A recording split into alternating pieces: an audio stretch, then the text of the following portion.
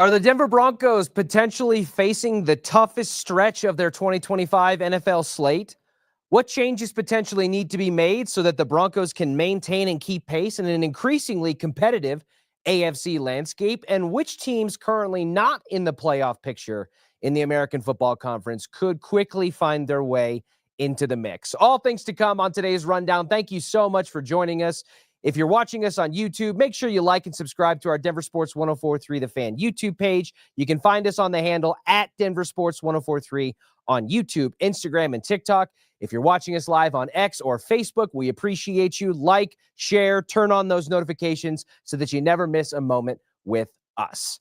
We welcome in our NFL insider to the stars, friend of the program, James Palmer, for his regular Monday appearance here on the Rundown. And James, we got an unusual Sunday here in Broncos country where none of us were having to sweat out any potential fourth quarter heroics or 3 quarters of pain, especially offensively. We got a normal NFL red zone style Sunday because the Broncos took care of business, and it took almost every second of it on Thursday night. And now we turn the page to what is being billed as potentially the biggest game that the Broncos have had a stake in maybe the last 10 seasons since they won Super Bowl 50 and Peyton Manning rode off into the sunset. Now, I want to get into that game here in a little bit, but starting off, James, the conversation about Bo Nix in his sophomore season and his second season under Sean Payton, the coach who handpicked him as the 6th quarterback off the board. He loves his Q. He tricked the Vikings into drafting J.J. McCarthy. This was all according to the plan. And now it feels like there's maybe a few more question marks about the plan going into week 11 of the NFL season than at least than we thought there would be. Where do you stand on Bo Nix's first half and change of his sophomore season, his fit and comfortability with Sean Payton as they look toward the back half of their season?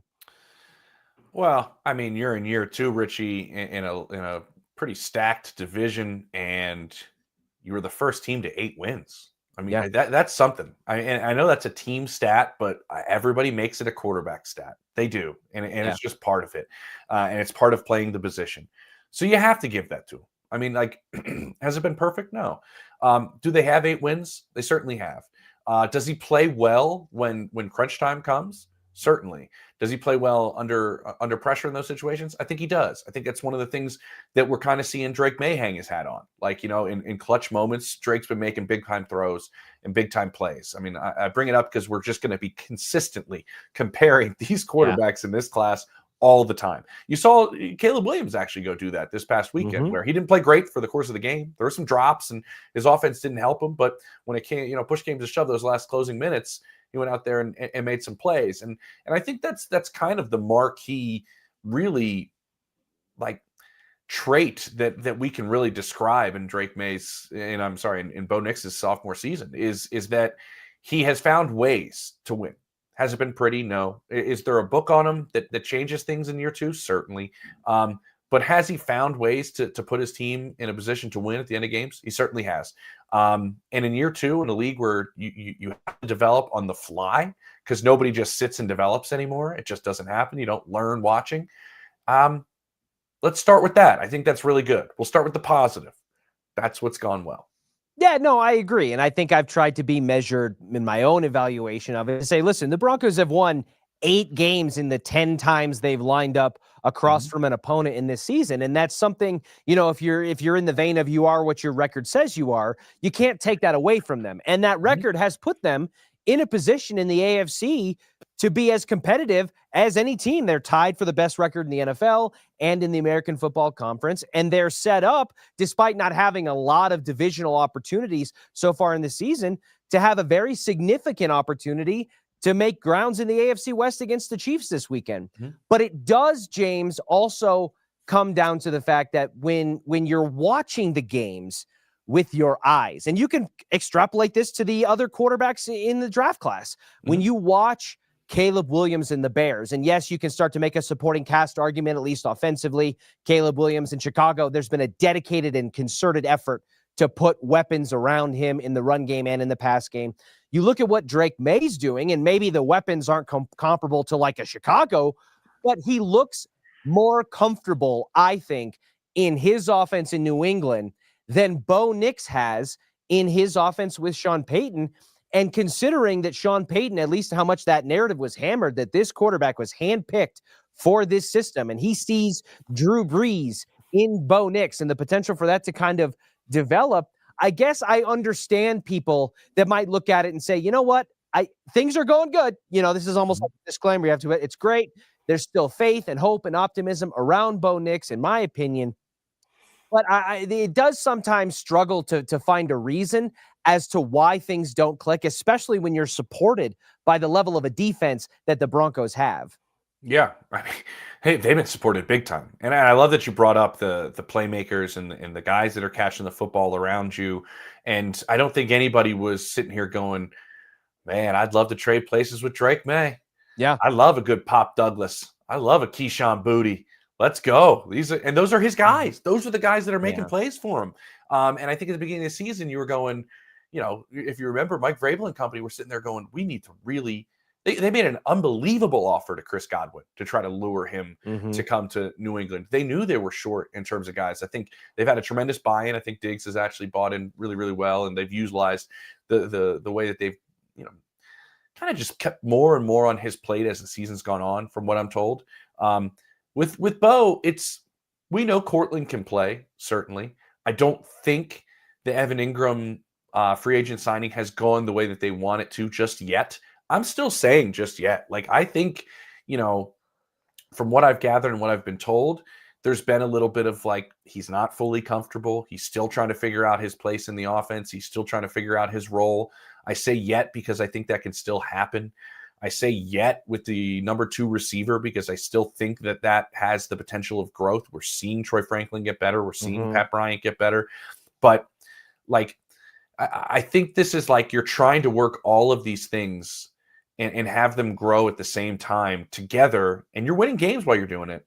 But I don't think when I compare these two that we're talking about, it's not even close with the way Drake May is playing and with the way Bo Nix is playing. I mean, would you say it's not even close? No, Drake May is an MVP candidate right now. Correct. He's an MVP candidate right now. He was also taken 3rd overall in the NFL draft, and there's a reason for that, and many people were talking about the North Carolina connection and, we've been fooled by this before, and you were kind of placing labels and narratives on him that maybe had tampered or dampened the expectations, and then it took him a little bit of time, I think, in his rookie year to find some footing. Look at the situation he was in his rookie year. I mean, it wasn't good at all. It was a one and done coaching situation that shows you how bad it went. And the guy that was supposed to be the heir apparent to Bill Belichick, they have been grooming Gerard Mayo for all this time, and it went that bad. They pulled the plug after 1 year. It did not go well. But we do have to remember, and I like that you said that, because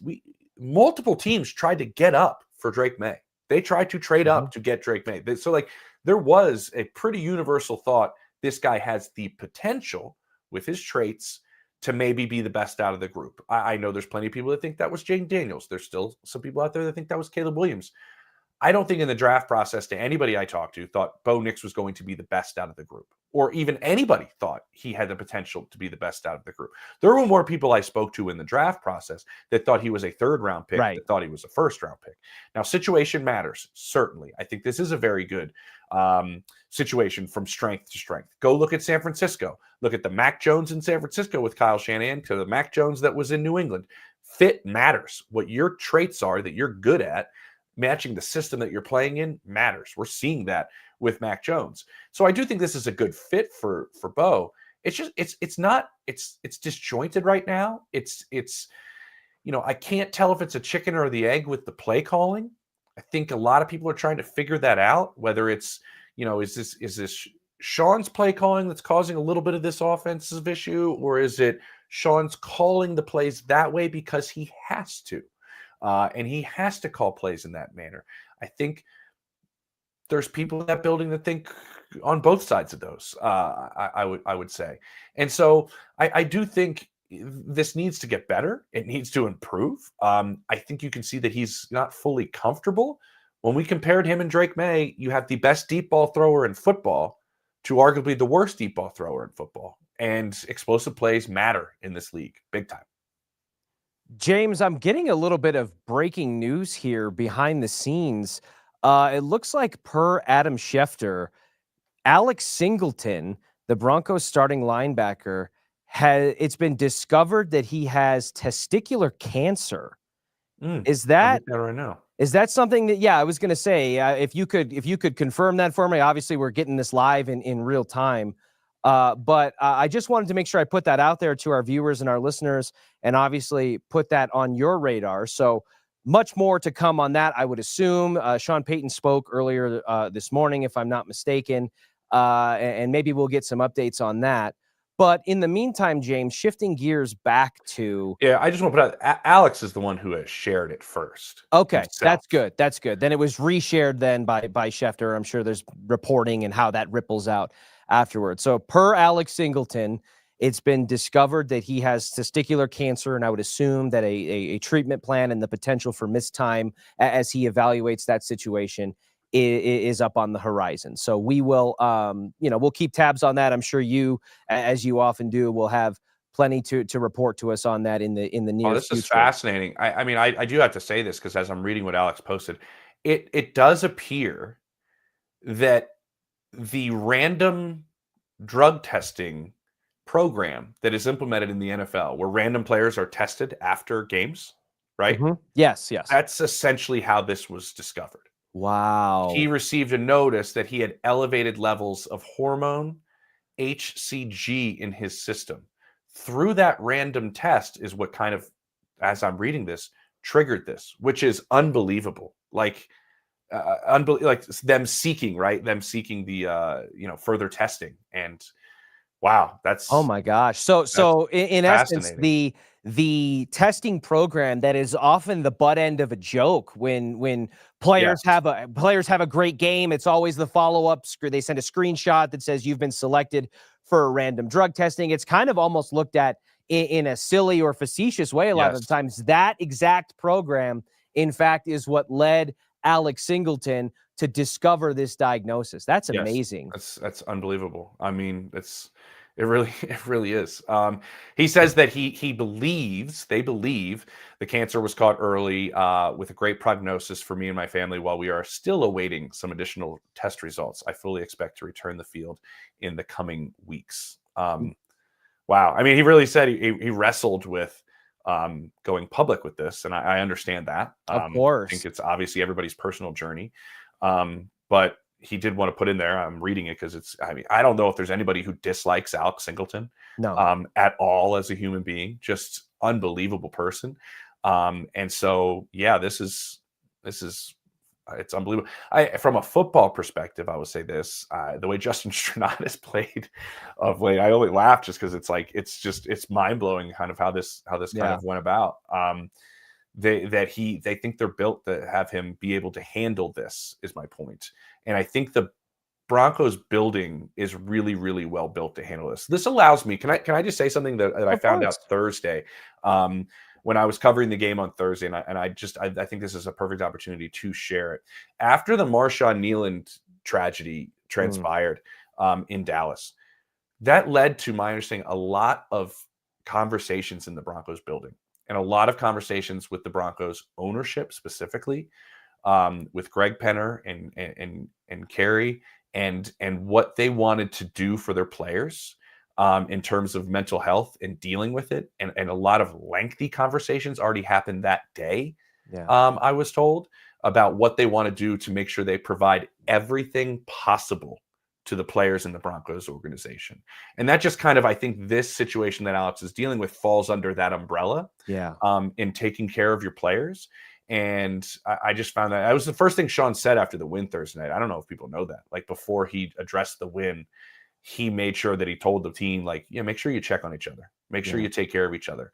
Make sure you do that. That's what he did first. And so I think this is an opportunity to show that I think Alex is very lucky the organization he's a part of, with the way the ownership thinks and how he's going to be able to be supported as he handles this. I just wanted to get that out there because I thought that was fascinating on Thursday, what I had gathered about. I mean, they're already looking to put in different programs Greg and Carey in terms of making sure that players are taken care of. I think it just shows what type of ownership they have with that organization, and that Alex is in from that standpoint in really good hands beyond the medical side of things. No, I couldn't agree more. And I have run out of almost superlatives or positives to say in relation to the Walton Penner ownership group and the way that they have swooped in and kind of revitalized or defibrillated this proud franchise with a tradition of winning that had just undergone nearly a decade of just dysfunction from the highest level, and it had translated all the way down to the product on the field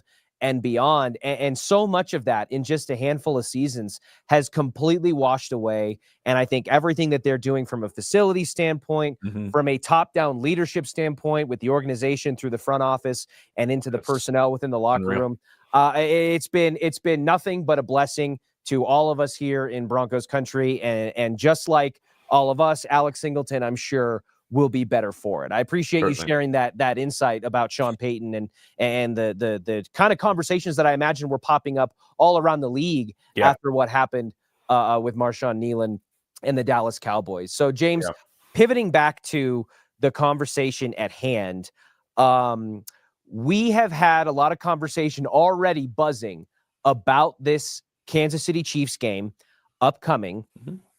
And we put out a poll on our Denver Sports 1043 The Fan Twitter handle that basically asks, is Sunday's game against the Chiefs a must-win for the Broncos?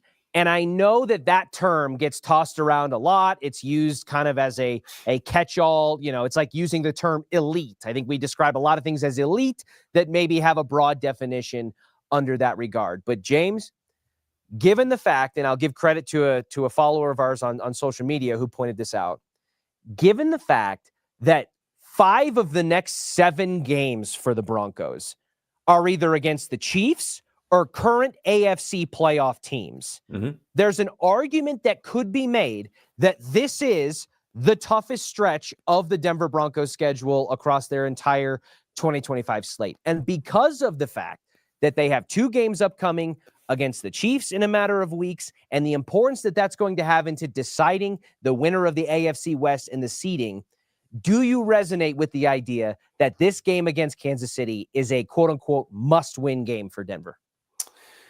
I wouldn't say must win. I really wouldn't, because you're gonna play them again, right? It's not like I could see if they have already played Kansas City and they lost, and that plays a factor in it. I mean, I remember you finished the season against the Chargers, who you've already lost to. I mean, there's a lot of must-win type of games on there. The way I would spin it, Richie, honestly, what I'm thinking about is, I think the rest of the NFL is going, this is a must-win game for the Broncos. We would love to see the Chiefs lose another one in the division, in anything to put Patrick Mahomes further from making the playoffs. No lie, they're not in the playoffs right now. No, they are the 8th seed. Yep. They are the 8th seed. And when you look at where they stand, because I was just looking at not the Broncos schedule, I was looking at the Chiefs schedule. There you go, James. There's the AFC standings as of now, if you need them, right there. Looking at the win-loss records, the Chiefs sitting at number 8. Basically a game up on the final 2 seeds in the top 10, Baltimore and Houston. But yeah, you look at Denver and the Chargers sitting there at 2 and 5 with the Chiefs lurking. If they are able to capitalize in the division, that's a way that they can certainly get back into the hunt. Because I look at that, and do you know who the Chiefs play after Denver? They play Indianapolis. Wow, that's a tough stretch. Exactly. And so if Denver has the ability to knock off the Chiefs, which I think matchup-wise they do have the ability to do it, I really do, with the way that both teams are built, and we can get into it.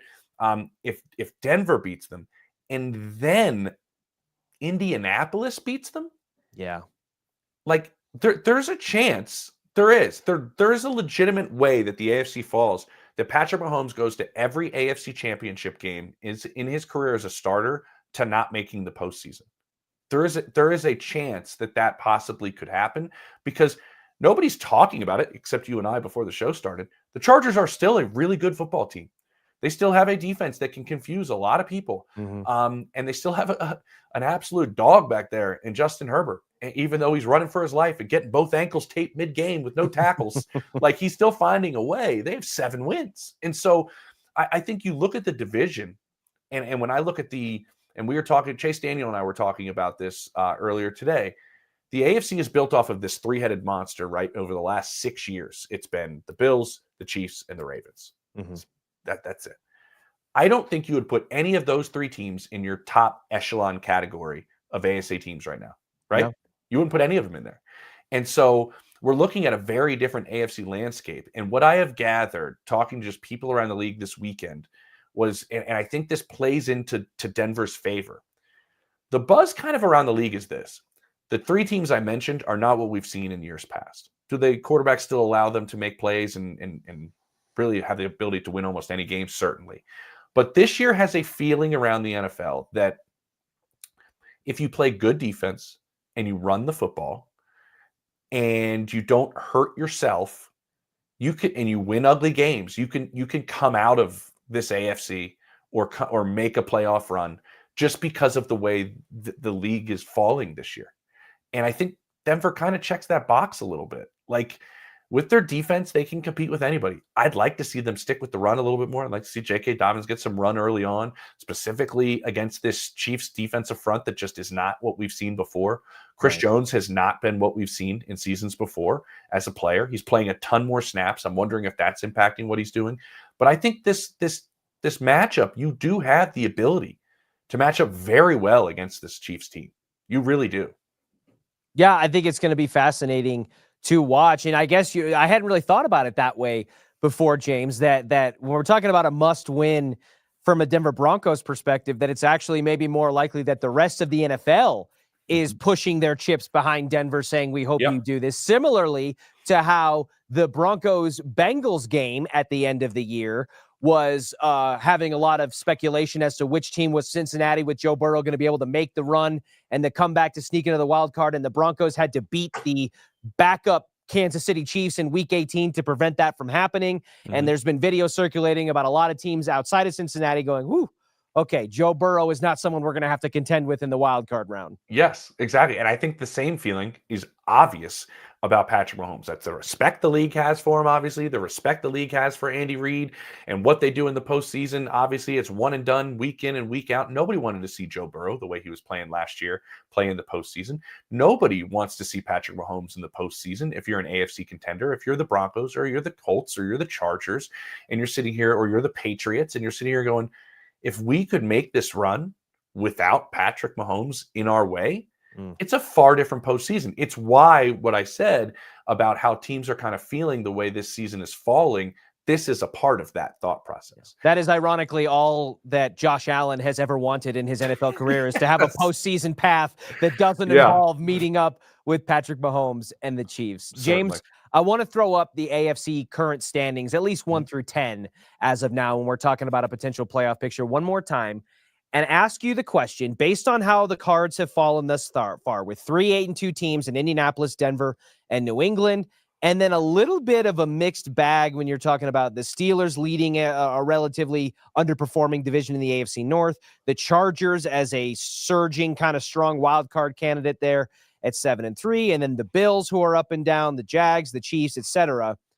Of those 10 teams or so, and if you want to extend it past that, you're more than welcome to, which team currently in the top of that picture or teams has the biggest chance of potentially slipping down the backstretch of this season and struggling? And which team or teams do you see that's currently right outside the picture, a la Kansas City, who I'm sure is one of them, that you expect to probably make a little bit of noise and work their way in? Yeah, Pittsburgh's the clear one at number 4 to slide backwards. I mean, it really, that performance on Sunday night was embarrassing. Yeah. I mean, in every way the game could have fallen. It really was. I think we've seen them try to make some adjustments defensively, something that they haven't been very good at the last couple of years. And, you move Ramsey over to safety, and maybe that changes a little bit. But, like, even though he was, getting hit and he was getting sacked, an unbelievably high-paid defensive front was not changing the course of that game. In the way Justin Herbert was playing. I just think the passing offense, when I ask around in Pittsburgh, the quick passing game that they've kind of had to resort to, like, it's not very dynamic. They have an issue running the football. I just don't see, if I'm picking these teams in that top group, I think they're the ones that fall backwards. I think truly at number 10, the Ravens are the ones that are going to win that division. I still do. Lamar Jackson's back. The defense is playing better. Talk about making adjustments. It was Kyle Hamilton playing all the way in the backside of the secondary and changing the course of their season. Now they've moved him towards the line of scrimmage, and he's changing the course of their season. I think the Ravens are the one in the bottom group that climb up, and I think the Steelers are the ones that fall down. They're essentially both in the weakest division that is there. When I look at the teams at the top, I think Indianapolis is only going to get better. I think the Sauce Gardner trade allows Lou Anarumo to play much more of a defense that he used to play when he was confusing Patrick Mahomes in, say, 21 and 22. Those seasons where he had the ability on the back end to have two bigger corners that allowed him to mix things up and confuse Patrick Mahomes in a lot of those playoff games. I think with Sauce coming in, that allows them to play a little bit better. And they can beat you in a variety of ways. They can throw the ball. They can run the ball. They can do different things. Tyler Warren's unbelievable. I think we're still waiting with the Patriots. I think after the Bucs game, even though they're beat up, it gave us a little bit more assurance that New England has something going on. And Buffalo, the issue there, and let me just say this. Did you see Brandon Beane's press conference? I did not. Like, I've never seen a man so upset that he didn't get a trade done. Like, he was like, it's so hard to get a deal. And that's because he tried so hard. He tried to go after Jacoby Myers. He tried to go after Jalen Waddle. He tried to go after Rashid Shaheed. He tried to go after defensive pieces. And I mean high-end defensive pieces. He really, really, really did everything he could. And I mentioned those receivers is because this offense is essentially built to win one way. If they go down early in a game, Richie, like they're in trouble. Yeah. Because they want to run the ball, and they can't stop the run as a defense. And they can't throw outside the numbers. So when I look at the teams that you're talking about, like who can beat you in a variety of ways? I think Indy actually can. I'm curious. I think New England's defense is better than some people think, but I think New England might be part of that group. I don't know if Buffalo's part of that. I really don't. And Kansas City they're the curious one. They're the one everybody knows that there's something there. But can you keep them out of the postseason? That's why this game is like not just massive for the Broncos. I think this game's massive for the NFL landscape.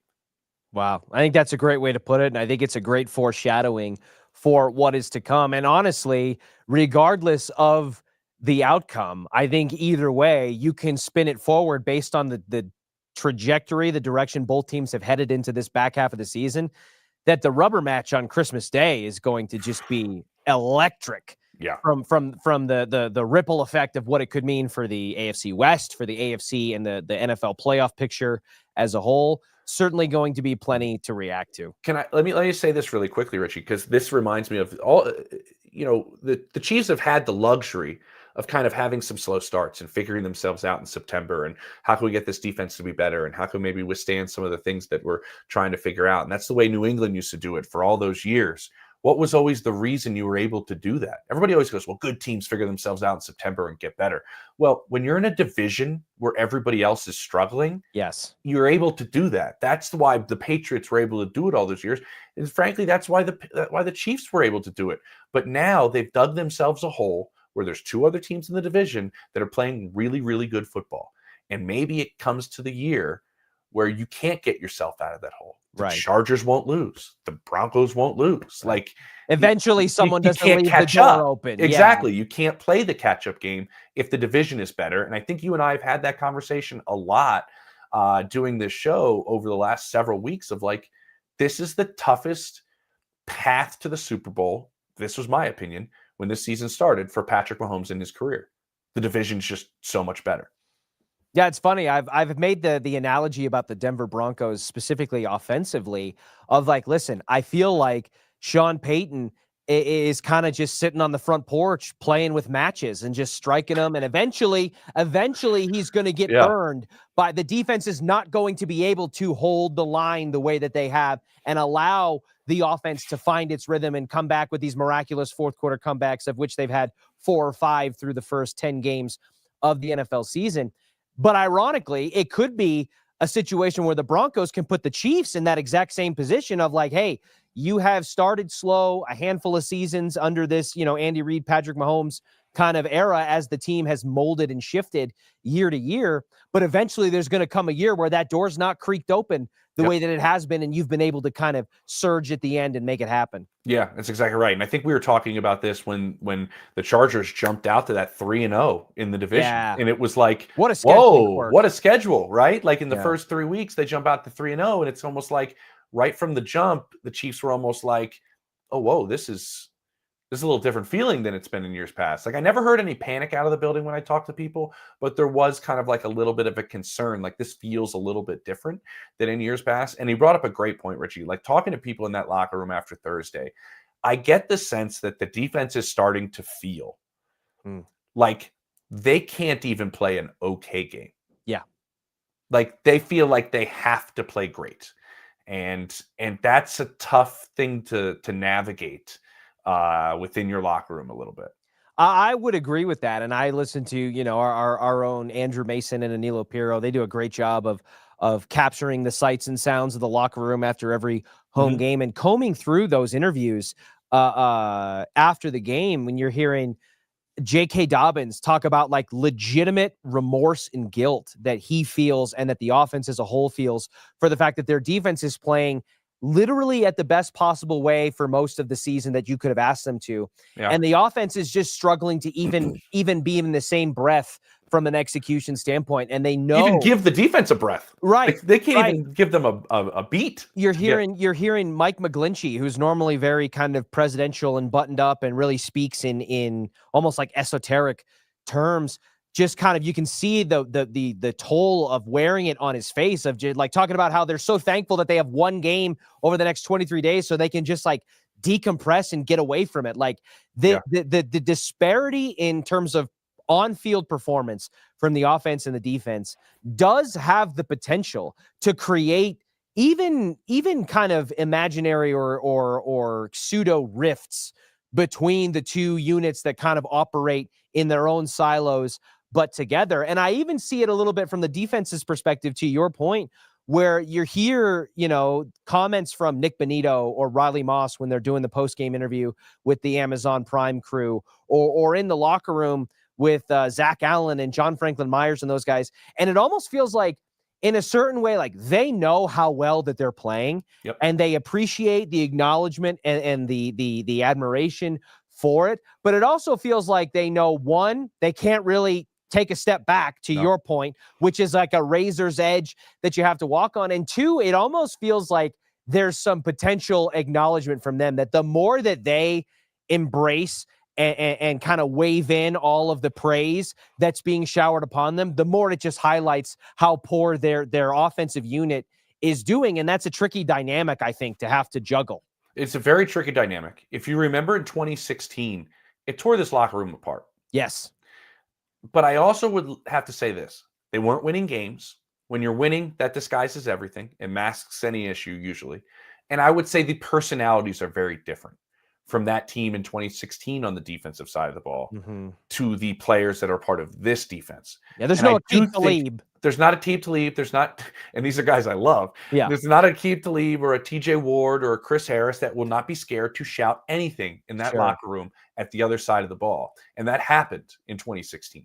I don't think, and this is probably, maybe this isn't really talked about at all, and you and I are kind of the first ones to discuss it, in all honesty, like the personalities of the Broncos defensive players might matter a lot as this season goes on, because they are a bunch of grown-ups and they're a bunch of professionals and they handle it really, really well. I'm just saying it as a feeling, talking to guys in that locker room, there's a little weight on those shoulders. Like we can't slip up at all. Now, they do like that all eyes are on them. They do like that all eyes are on Nick Bonito and Jonathan Cooper and Zach Allen, and everybody's making plays. And, man, we're really the identity, honestly, of this team. They are. But I think they do, like, there's a feeling of, like, we needed this weekend. They've been carrying a lot over the last several weeks. And so I think there's a little bit of, like, we needed this little mini break here before we face Patrick Mahomes, because, man, we're playing really, really well. And I don't know if we can play an okay game. Hopefully that's a game where the offense picks us up. But I don't think this is a type of team this would be an issue with. And I think that's because of the professionalism of a lot of those guys on the defensive side of the ball that may end up being very valuable in the course of this season and keeping things together. I love it. I certainly can understand their rationale behind wanting a little bit of a mini bye to reset before they play an incredible game against Kansas City, especially because, James, the Chiefs themselves are coming off of a bye. Oh, baby. And theoretically have had more time to prepare for Sean Payton and Vance Joseph in their game plan coming up on Sunday. So much to keep an eye on, James. Appreciate everything you do for us at Denver Sports 104.3 The Fan, and I can't wait to check in with you again next week. It's going to be great. We're going to be breaking this one down. Yeah. A Chiefs Broncos game. Yep. And there are a few here in the market better qualified and equipped to do it than you, who has spent such significant time with both camps. I have. I certainly have. Monday will be an interesting day. Love it. Well, can't wait for that, James. Have a great rest of your afternoon. We'll catch you next time. You too, brother. Appreciate it. To the rest of you out there, have a wonderful rest of your afternoon. And again, make sure you like and subscribe to our Denver Sports 104.3 The Fan YouTube channel. You can find us on that handle at DEN Sports 104.3. Don't do it for me. Do it for James Palmer. Do it for everybody. Yeah. Yep. And if you're watching us on Facebook Live or on X, like, share, subscribe, turn on those notifications, and we will catch you again tomorrow at noon for the next rundown.